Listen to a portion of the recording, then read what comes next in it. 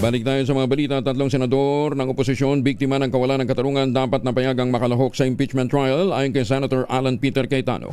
Detalye na balita mula kay Raymond Edpa sa RS28. Raymond, good morning. Iginiit ni Senate Minority Leader Alan Peter Cayetano na biktima ng kawalan ng katarungan ng tatlo nilang kasamaan sa minorya na kung hindi nagtatago ay nakakulong. Ito ay sina Senador Ronald Bato de la Rosa na nagtatago at sina Senador Jingo Estrada at Rodante Marcoleta na nakakulong dahil sa kasong plunder.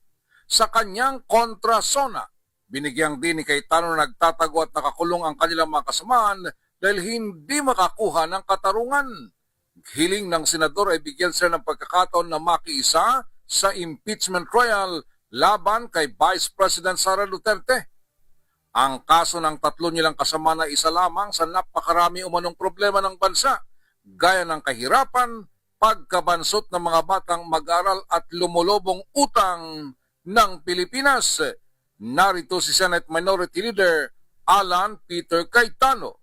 Can we add, the President is also not only the President of the administration, he is also the President of the opposition. And respectfully, I believe that Senator Bato is fleeing unjustly because he cannot get justice. I believe Senator Jingoy and Senator Marcoleta are political prisoners, and that if it wasn't weaponized, they will be able to at least go out on bail. So, Mr. President, these are things that we should talk about as a Senate. Beyond politics, beyond emotions. Sabihin nyo na mali ako, but should they be allowed to attend the impeachment? Sabihin nyo na mali ako, and they're not political prisoners, but are they getting the justice?